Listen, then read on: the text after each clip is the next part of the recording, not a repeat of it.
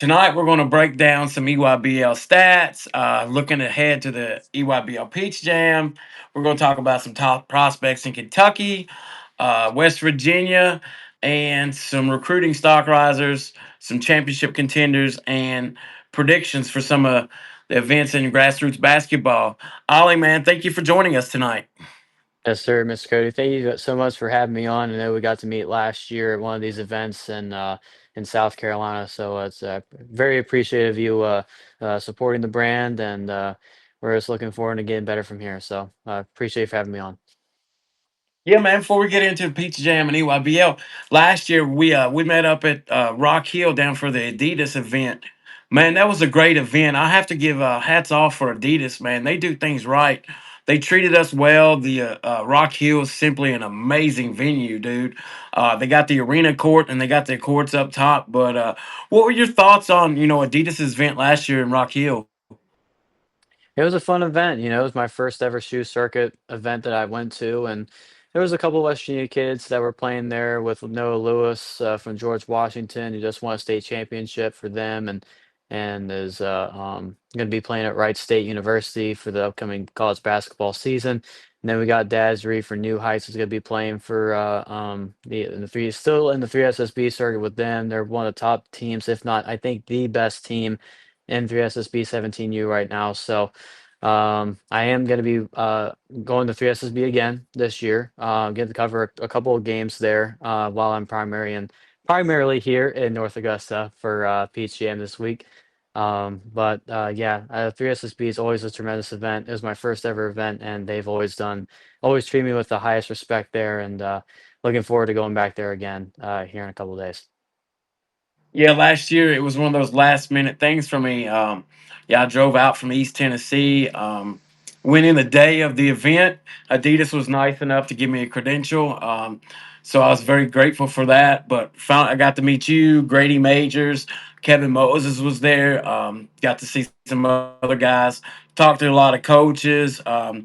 Just really loved how Adidas ran their event. Like it was just very organized. I've been to some shoe circuit events, and it seems like everything is kind of haywire. But no, man, Adidas had it going on last year. Unfortunately, I haven't been to an Adidas event this year, but hopefully get to Rock Hill. But man, Peach Jam is finally here. Every year, man, this event changes recruiting boards and creates new national names. What's your excitement level heading into Peach Jam this year? It's very exciting because this is my first ever Peach Jam that I've gone to and first ever as a credentialed media member there. So very appreciative of EYBL for letting me come and cover their event, especially being one of the biggest events in all of AAU basketball. So, but yeah, you're right. It's one of the biggest events. Recruiting boards usually do go up during this time, and you see a lot of kids that that don't really have not really gotten recruited that much, and then well, obviously it's Nike. They're gonna get, I mean, obviously they're getting looked at, but some of them get offered by the blue blood schools. And I feel like during the recruiting periods, whether that's in May, mainly like the May recruiting period, and once they start playing after like high school ball, they really start to get at it. And now with the July live period, this is the second live period for them for college coaches to come and see these kids play. It's really exciting for them to get another opportunity for college coaches from all across the country to watch them play live in person to show what they're really all about and what they can bring to their school heading into the next college basketball season. So it's a very exciting opportunity for them. And it's an exciting opportunity for me to cover these kids, man, because I wouldn't be here if it wasn't for them. So, but yeah, truly grateful and truly appreciative, and I'm very excited for this week. So man, peach jam is different. You have to make the peach jam. You know, Making a Nike EYBL team and being on the circuit, that's one thing. But being able to rise to the top in the EYBL to make it to the peach jam is a totally different story. Um, what makes this event so special to you, Ollie? What makes the event so special is because it's called elite youth basketball for a reason. I mean, it's this is elite youth basketball all across the board. And there's some teams that just don't make it out, and they play in the in the Invitational. I mean, you got guys like C.J. Rosser and King Gibson for Team United that didn't even make the EYBL. They are playing though, but they're playing in the Pitt Invitational, which means they're not going to be able to make play for the Peach Jam bracket. But still, I mean, that just goes to show you like how talented um, this circuit is, and even some of the best players, some of the top ranked players, whether in the recruiting boards, whether it's on three, whether it's 24/7, where it's ESPN. I mean, Nike YBL, it's probably the best to do it. And like I said, man, this is the time for these kids to, uh, take it up a notch because, like I said, almost every Power Five coach in the country is going to be here in South Carolina this week for both Nike and Adidas. So it is going to be a very big week for these athletes, and um, just very excited, man. It's a very exciting time. So, what kind of pressure you think are on these players? I got to speak text back and forth with the Austin Sears earlier today.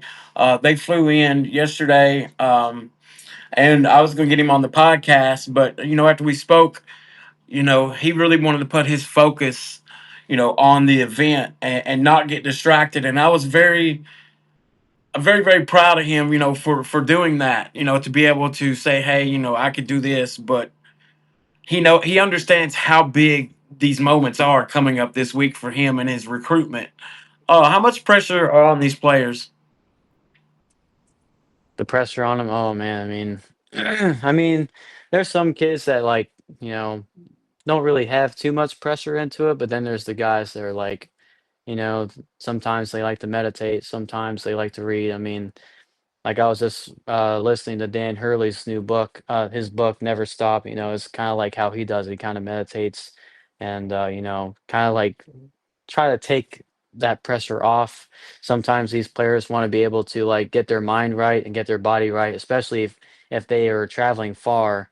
So, but yeah, like definitely got to get your mindset ready because if I feel like with the pressure and your mental state, especially in this generation, it's very serious, and it's a lot of pressure for these kids to try to make it to a college school that they really want to go to. Because I know there's kids that want to go to their dream school and all that, um, but I know it's a big opportunity for them. I can't blame them, but at the end of the day, these kids are gonna get the experience of a lifetime, and they should be thrilled and happy that they're gonna be competing in this. Man, it's like I said, it's one of the best of the best. So, Well, you're a native of West Virginia, and we were just talking before coming on the podcast. hmm Unfortunately, there's no West Virginia kids in the EYBL, but tonight I want to talk about a little bit about Adidas and Puma as well. The number one 28-28 recruit out of West Virginia, Dominic Sprouse. I've been talking back and forth with him and his dad, and he had a huge weekend over in Richmond. He wound up averaging, I think it was 18.7 points, around 5 boards, 3 assists, but he shot around 43% from behind the arc. And, he's been talking back and forth to some coaches and, had some contact today with a few new coaches. But I think one of them is UT Martin. I haven't really got a chance to see him play much. I know you get to see him. He plays for George Washington. He right. was the He was the MVP of the state championship game. What's your thoughts on Dominic? Dominic Sprouse, he's obviously he's a really good sharpshooter, but he's also really a high IQ level guy. He just makes the winning plays. He hustles for loose balls. He just does all the little things to help his team win, and that's the reason why GW was so successful this past year. And I was, very fortunate to get to watch him and Noah Lewis play this year and have that historic run and winning a first state title. I want to say since 2021, whenever Ben Nickel hit that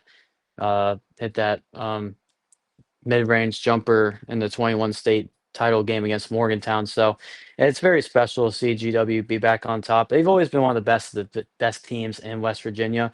But it's really nice that, not only did they lose Noah, but obviously with Dominic Sprouse, another potential Division One prospect on your team and keeping him for another 2 years is very special. And And I know that with these mid-major offers that he has right now, I know him and his dad have been contacting me about the mid-major schools that have been calling his name.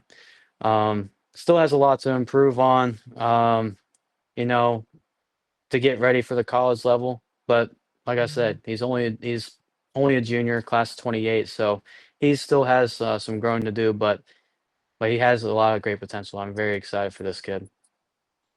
So is he head and shoulders above other 2028 prospects in that class, or who's behind him there in the 2028 class before we move on? Oh man, shoot, I can't put him on the spot, man. I don't even know. I mean, Dominic Sprouse. I mean, obviously, he's unanimous number one in 2028. There's no question about it.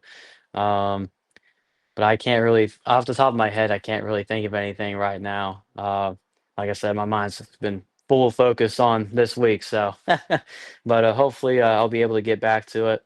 Because I've been paying attention mainly to the 2027 class, though.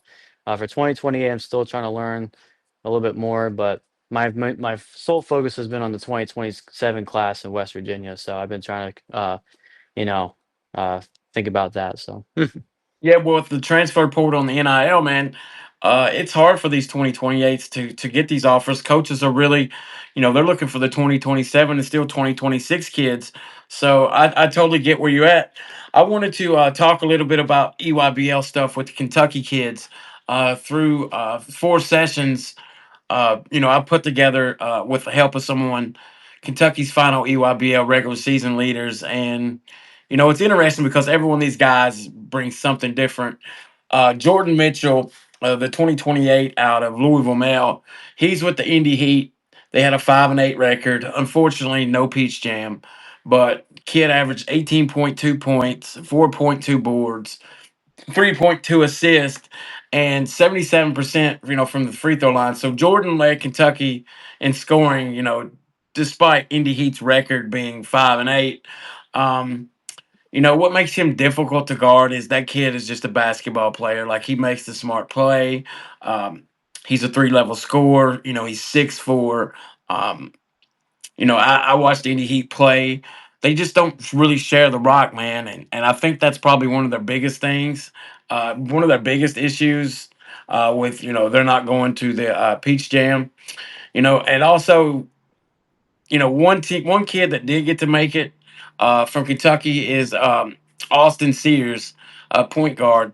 Bradley Beal Elite went 10-3. The kid averaged 13.7 a game, 3 rebounds, 2 assists. He even had almost a block a game, but you know, Cash at the line, 87% free throws. He may not lead Kentucky in scoring, but he's one point guard out of one of the best teams in the country. He gets to play with Brady Pettigrew, Anthony Splatt. Um, he just makes the right plays. He has 10 offers. No high major offers yet, but what stands out to me when Austin plays is just making that correct play and playing in the EYBL, man, he really doesn't turn the ball over. Like, he's, 0 turnovers, and that's huge. To you, what is a point guard that makes 0 turnovers in EYBL? What's that mean to you, Ollie? I mean, it's very difficult to not turn the ball over, especially if you're the lead guard. I mean, you just got to be able to be smart with the basketball. You got to be able to just know what the play is. You got to be able to lead. You got to be able to lead your team because being a point guard does have a lot of pressure because you got to lead your team and in terms of like getting your plays right, isolation, if you're going to go for ISO or if someone tries to go for a ball screen or stuff like that, like you got to be able to lead your team the right way. Um, it just doesn't have to be just X's and O's as well. It can just be just learning what your team knows what's best but other than that, yeah, I mean, we're talking about Kentucky kids here, but there's something. I mean, this kid does not play in the EYBL. I want to switch it back to 3SSB just a tiny bit because this kid from Kentucky is someone that I really love. That is Mason Grivna. I've been wanting to talk Oh about him. yeah. This kid, I'm really excited to see him play. He's playing 17U for Wildcat Select. And Wildcats is a team that I always appreciated because they were a West Virginia affiliated team back whenever 3SSB was back then the Adidas Gauntlet. Um, and to play 17U for a Wildcat select team that just made it into Rock Hill is very special. You know, as a 7 foot forward, you know, good post hook moves, you know, really good defensive player in the paint. Already has offers from Indiana, Northwestern. I think Creighton recently offered him as well, and more offers are still going to come for him. And the thing is, he's only a class of 29. So he's really a player to me, I think is really going to stand out in the next few years. I don't know where exactly he's ranked in the recruiting boards. I want to say he has to be in that top 25, at least in that top 25. He's definitely in my 2025 list for sure. He is definitely one of those guys for sure.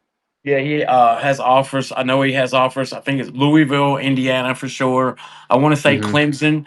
But the thing that stands out about me is he's a 7 foot kid, man, but he shoots the three at such a high clip. Like in high school, it was over 40%. And the thing about I really like about him is at that size, he's not scared to step out and defend at the perimeter. Like he's not a kid that just wants to stand inside the paint and protect the rim, which he'll probably do in college basketball. But even at the high school level, watching him, dude, he's not scared to go out and pick his guy up at the perimeter. So he moves Hmm. very, very well to be able to do that. Most 7 footers aren't moving that well, and it's a testament that he's a 2029 playing up in 17U.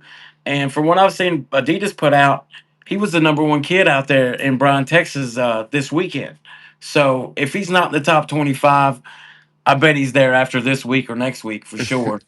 Absolutely. Yeah. And I got to see him play in person and got to meet him back in April whenever him and Wildcats were playing the 15th and the Hoop Group Hit Jam Fest in Pittsburgh, Pennsylvania. So, really nice, humble kid. And yeah, can't wait to see him play again here in Rock Hill this coming week.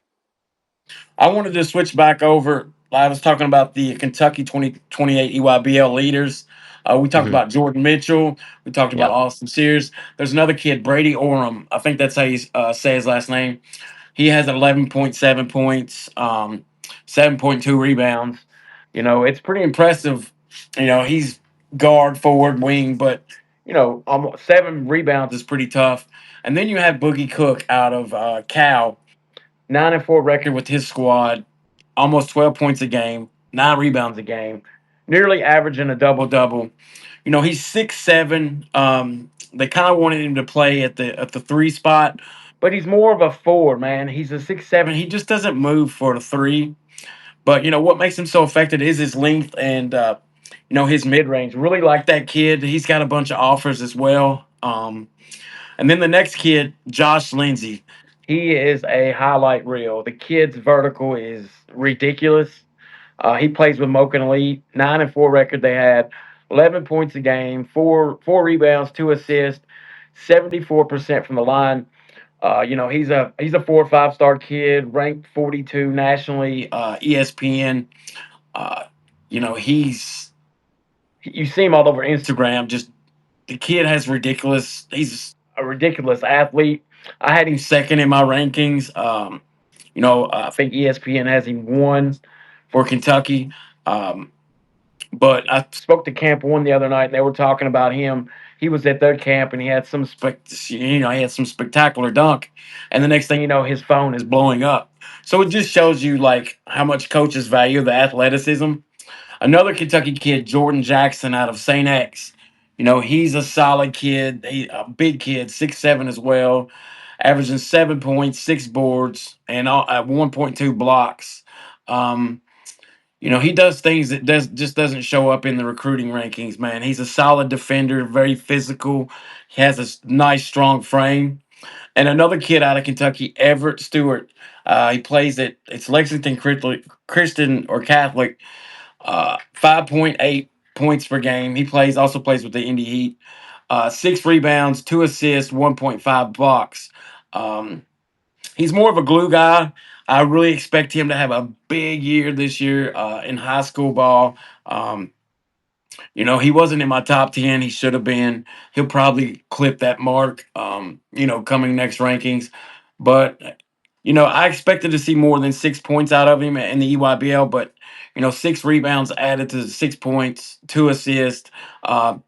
Played well. Again, they didn't make it to the Peach Jam, but zooming out nationally, so these are some guys you probably know.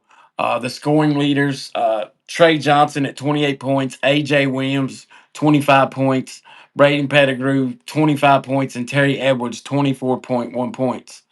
Have you seen any of those guys play? And who do you think's toughest to cover? I don't know. I mean, I mean, I'm still trying. Like I said, I mean, I've seen just highlights of these kids, and I haven't really seen any of them play in person yet. So this is the first time I get to see most of these EYBL kids play live in person. Um, but if I want to talk about kids that I have played, have seen play in person that do play in the EYBL circuit, is one of them in particular is Javion Tyndale for UPlay Canada. Obviously, he's a little 5'8", 5'9" guard from Montfort Academy. He's cousins with now WVU freshman Miles Sadler. And WVU's been looking at him. I think he has a visit coming up with him and Providence. That's the kid I got to see play. He's really quick with the ball in his hands. He can make the right plays on offense. He's a really good hustler on defense. He can shoot the lights out from three, like basically anything you want from a small, undersized point guard. And like I said, we're seeing a lot of those undersized guards recently that are really taking over the game. I mean, Jalen Brunson, for example, who was in the EYBL a decade ago, winning a championship. And now here he is winning an NBA finals for the New York Knicks. So it is possible for these young kids like Tyndale and and Kevin Savage, for example, another kid that doesn't play in the EYBL but plays for 3SSB. He just committed to play at Purdue. Um, I mean, you're seeing most of these kids that are really taking shape into like building who they are as players, and knowing that in the next 10 years it might be them holding. Well, So, you um, remember a kid that kind of fits that mode. Remember last year we got to see him, Deron Rippey Jr. Ron Rippey Jr., yes sir, yes going to sir, New Duke. Heights. Like, yeah, for New Heights, going to Duke. Like that kid, I didn't get to see him play until last year in Rock Hill, and like he's just a tremendous basketball player with athleticism and quickness. There was rumors that he was going to come to Kentucky. That didn't happen. But messaged his dad back and forth a little bit. But I think he's 6'2" kid. And you were talking about like the smaller guards kind of coming back. And the reason I think that they're doing that is they're able to play with pace and tempo and changing the speed a little quicker than those 6'6" guards that you see, with the arm length. But another storyline that I got to see this weekend from the EYBL was Kentucky commit Ron Hampton out of the 2027 class. I think he was the fourth leading scorer in the EYBL, around 20 points a game. Played big, but the storyline around him is I think he dropped down to number 20 in the rankings. I think it was by ESPN. He was like number 6, then he dropped to 12th, and now he's at 20.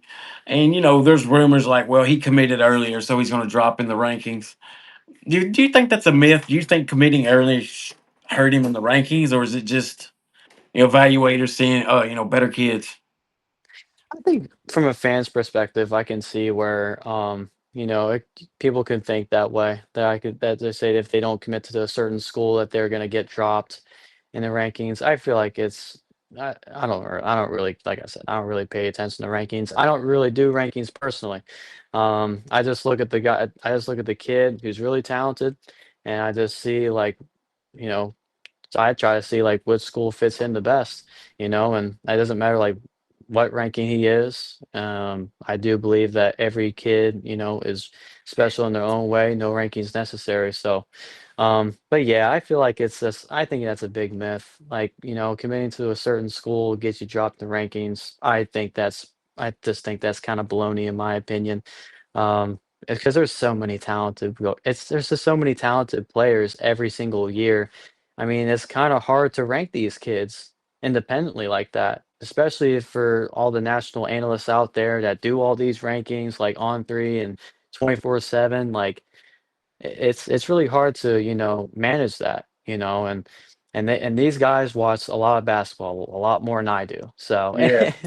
so yeah, I don't know. But with rankings though, I mean, yeah, I feel like it's just a myth in my opinion. But every kid deserves to be every kid deserves to be looked at. I mean, like I said, these kids for these rankings, they don't at the end of the day, does the rankings don't really matter. It comes from the heart, and college coaches know they don't really. College coaches, I don't feel like they really care about rankings. They care about who's going to help their team and who's going to and how it's going to help them win.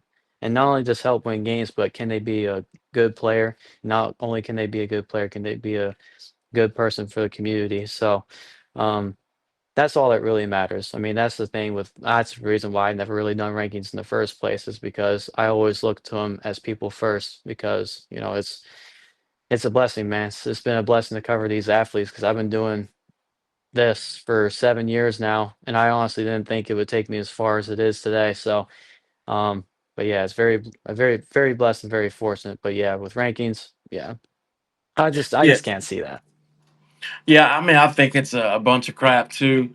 Yeah, with rankings, man, like I think college coaches might take a look at them and like kids down, but if it doesn't translate, to their fit to their program, like I don't think it really matters if a kid's 5 or 20th. If that kid fits their program, they think it can translate over to wins. They're a good kid. They can help, you know, not come in, get in trouble. Like I don't think it matters if you're number 5 or number 14. You see these mid majors. Back in the day, they were getting kids that weren't ranked, and they made a push. But now with NIL involved, like it's hard for mid majors to have the impact that they did in the Sweet 16, like they did have. When Steph Curry was with Ed Davidson when they made that unbelievable run.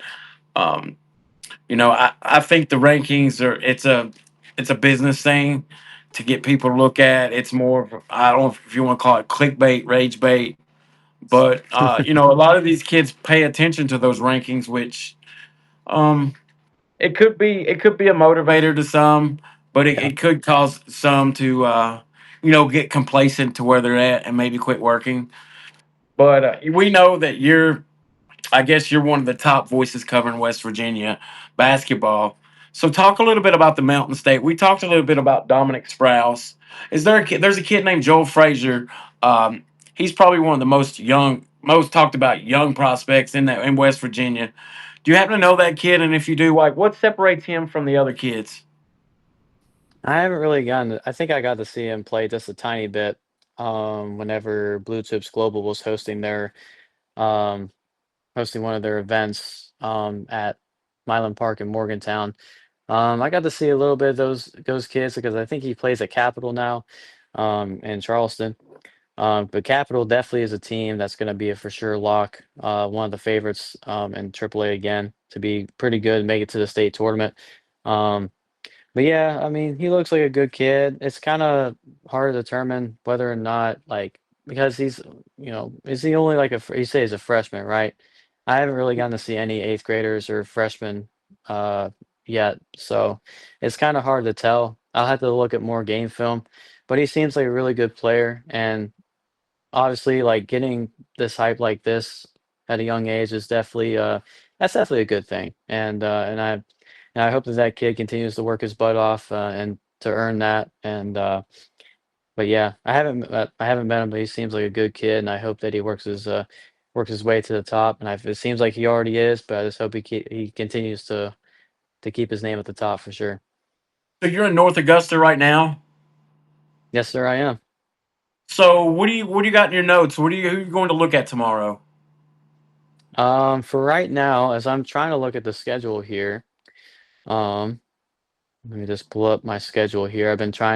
I've literally just been settling in here. Recently, I just got in early this afternoon after an 8-hour drive. Um, for 17U, they got the first game between Team Hero and Jet Academy um, at noon. That's the first 17U game. Obviously, they got Dooney Johnson, who's committed to Gonzaga, and Kajer Knipple, the younger brother of Con Knipple, who was committed to play at Duke. 6'10", and he can shoot the lights out just like his brother can. And And I think he has a lot of potential to be really great. I think he has potential to be better than his brother just because of the way he's not just because of his size, but to be able to, be 6'10" and be able to shoot like that and be more of like a stretch four.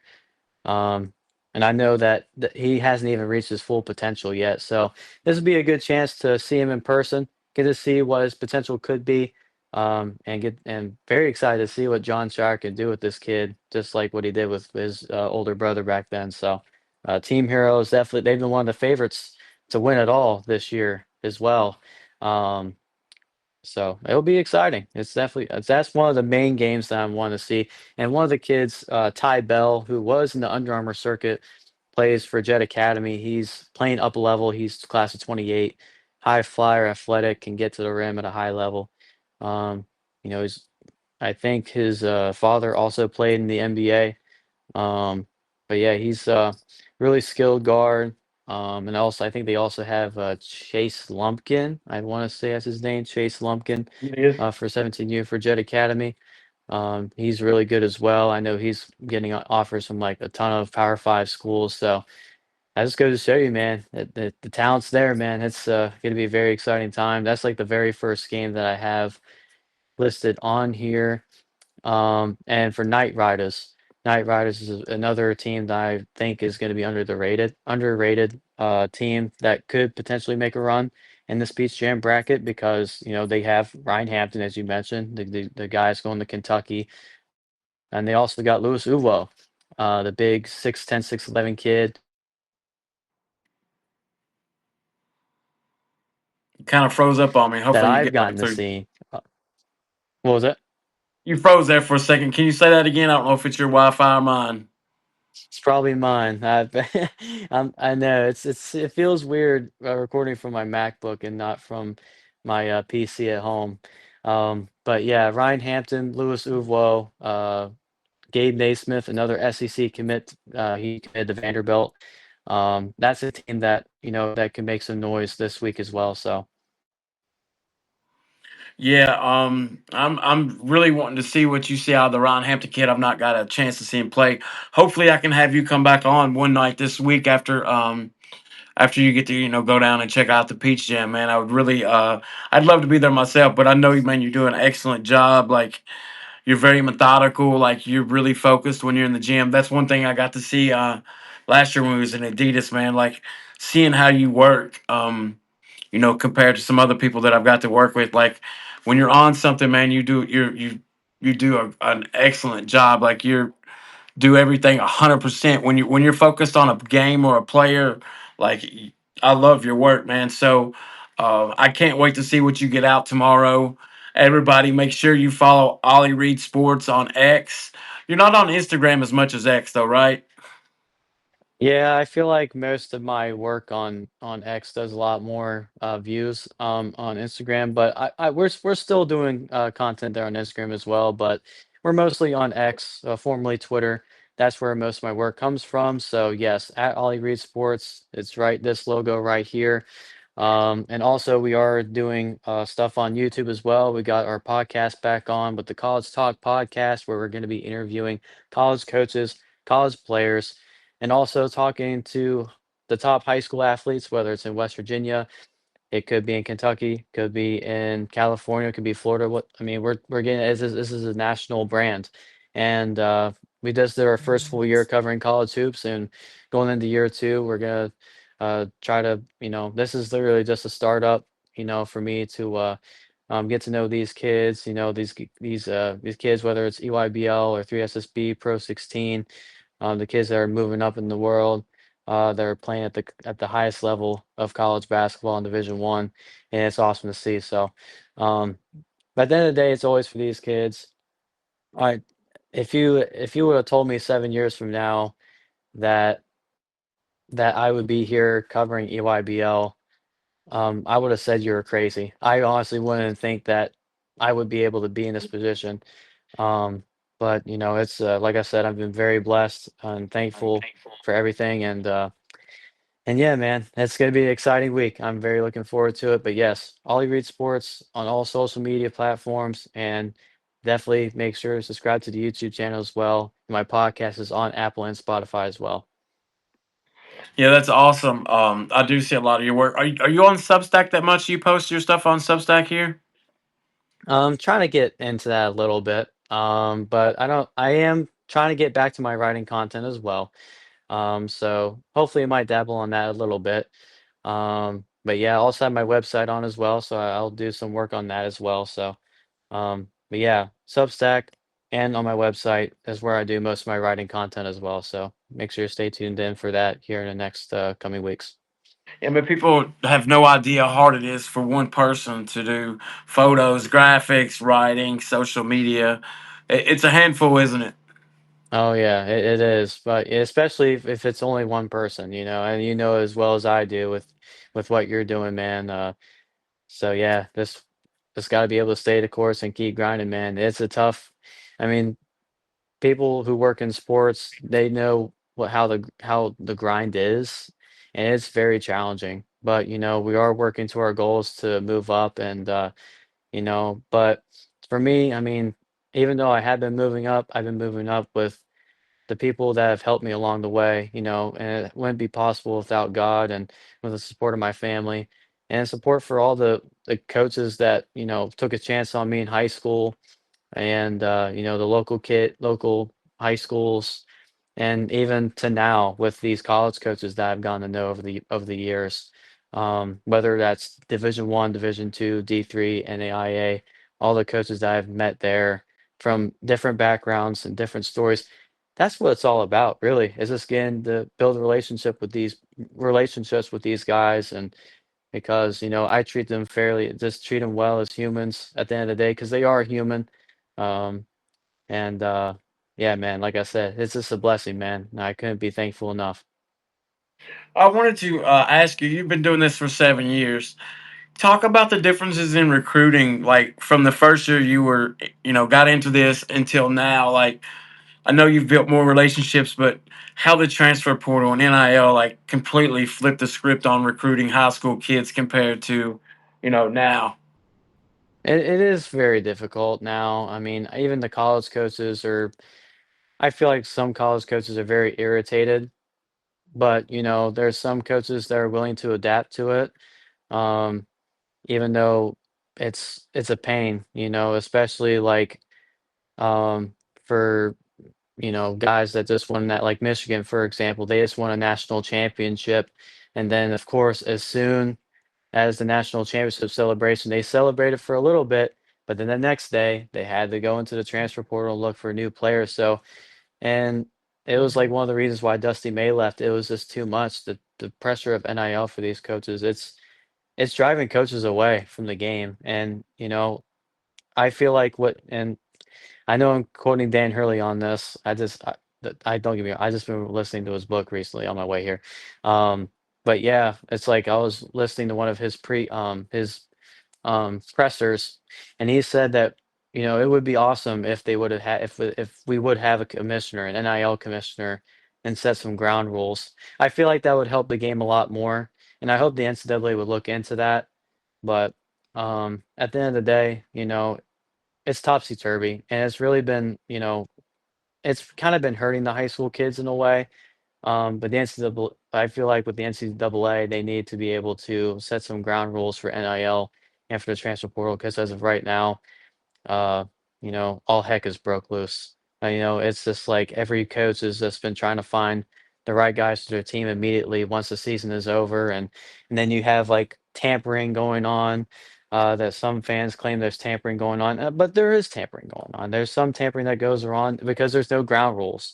And once we get some ground rules set, I think it'll get better for the high school kids. It's just a matter of when it's going to happen, because it is getting out of control and it is driving some coaches away from the game. And we don't want to see that. We want to see these coaches be there, like Coach John Calipari and Tom Izzo, two of the legends and the coaching legends in the sport that are still going at it at their old at their old age, and they've been doing this for a long time, and they're even trying to adapt to this level. So it is very difficult for them, and but yeah, I just hope that they have some ground rules for this, really, and I hope they do it.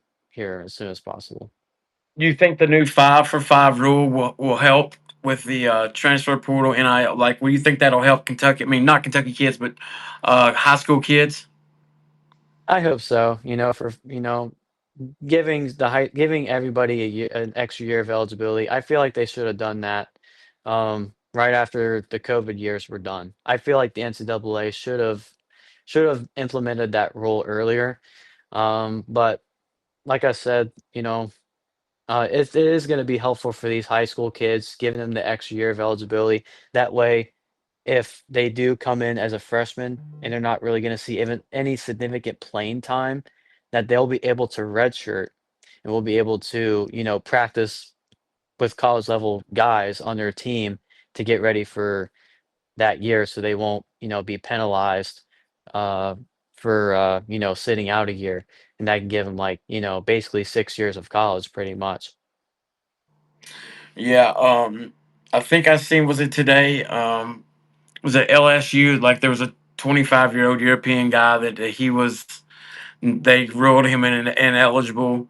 Like Yeah. I know that a lot of those schools are recruiting 25, 26-year-old people, well, men out of Europe, bringing them over, and this just taking away opportunities from the high school kids, pretty much recruiting pros to come in to play college basketball. But if you look at college basketball now, it's not really college basketball anymore. It's just a pro league. If you have players deciding to stay in college to make more money than going to play professionally.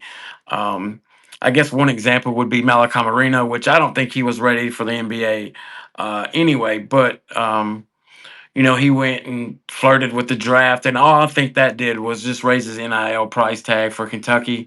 For him to come back. With the NIL, the transfer portal, the new 5-for-5 rule.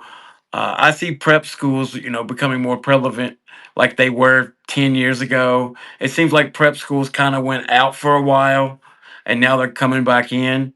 Are you seeing that like over in West Virginia? I know you guys have a few prep schools over there. Like, how's the prep scene going on over there? But we don't really have any like powerhouse. Well, the only like true blue powerhouse prep school that we have is Huntington Expression Prep. And even then, they haven't really like been like a high major in a while. Even though they still produce a lot of great kids, don't get me wrong, um, but I remember I've seen guys like Andrew Wiggins and Miles Bridges that came in to that school, and we haven't really seen anybody like that in a while, other than Braden Hawthorne, who played there and is a Beckley kid that is now at Kentucky. And but yeah, the prep school scene, I don't really know. I mean, that's the only kid, and then I know Tays Valley Christian is a prep school as well, and we have some other private schools that aren't really playing like at like a high level, national level, like Huntington Prep is. Because I know Huntington Prep's playing in that grind session league, and they do pretty good there every year. Um, but yeah, I mean, other than that, I can't really think of anything like other than like other prep schools going on. I do know that Blue Chips Global is they are trying to get a post grad and try to get a prep school ready as well, which would be really awesome to see. Yeah. Um, because I feel like that would be good for the state, especially for North Central West Virginia, and be closer to for WVU to look at some kids that are potentially going to be at that level. But I know you mentioned Malachi Marino a little bit. I know like in the beginning of the year, he wasn't even supposed to be a starting center, and that's the way he's grown um, this past year, and now he's labeled as like one of Kentucky's top players is just really awesome to see. Um, and I think he is a supporter of Ollie Reed Sports. I did see that he follows me on Twitter, so I do appreciate him for that. Um, so yeah, I'm hoping to get both him and Brandon Hawthorne on the show as well. I hope to make that happen here, because I feel like Mark Pope, and hopefully I get to see him this week. I think obviously even though the fans give him a lot of crap for whiffing in the portal or stuff like that, I mean I think he's done a pretty decent job. It's kind of hard to produce this much level of talent. You know, it just doesn't happen overnight. But I feel like with this year's group, this is a very special group that Kentucky has this year. I mean, with Malachi Moreno, Braden Hawthorne coming in, I feel it, Milan Momcilovic from Iowa State. Oh my goodness, man. I mean, that dude is potential All-American player. You got Alex Wilkinson or Alex Wilkinson. Alex Wilkins. Alex Wilkins, yeah. Yeah, Wilkins. Yeah. I know he's has a lot of potential to be great. Um, yeah, anybody Zoom else that Diallo. I'm missing? Zoom I like the Diallo. Zoom Yeah. Diallo kid a lot. And then they got Frank Kepning. He's like 25, man. He's built like a defensive tackle, dude. I don't know what he's going to do on the offensive end, but he's definitely going to clog the paint up. I mean, he's a monster. He played with Zoom in Washington, so those two have played together. But on the Millen side, like I really love his offensive game, but I don't know what kind of liability he's going to be on the defensive end. Like I mean, I've seen, he played last year. I just don't know what kind of defender he's going to be. I know he's been in there working hard. He's going to have to get quicker laterally and, work on that because, you can score 30, but if you give up 30, like, what's your spot on the floor? So I don't know, but I know you got a busy day tomorrow, and I guess I'm going to let you get off. I know you have a lot of work to do to get prepared for tomorrow. So I appreciate you coming on, man. Maybe we can have you come on Thursday or Friday night if you want to come on and talk some EYBL with me. I'll try to, man. It's gonna be a very busy week, man. I'll do my best to see if I can, but I'm gonna be grinding a lot this week. So I mean, I'm just gonna be keeping my head down and work my butt off this week. It's because, like I said, I'm covering two circuits, so it's gonna be a lot of traveling, a lot of grinding, a lot of player interviews, a lot of photography, a lot of connecting. So it's gonna be a long week, but like I said, it's a very exciting opportunity, and you know, very excited to get to work this week. Yeah, maybe I can get some of those steals or headshots and make some cool graphics out of those, man. That would be awesome. I can help you out on that front, but yeah, man, I appreciate you coming on. Just I'll get with you tomorrow. I know how busy you're going to be, but if you get time, just keep me in the loop, my man. Yes, sir, man. Appreciate you for having me on. Yes, sir. Have a good night, Ollie. You as well. All right, bye bye.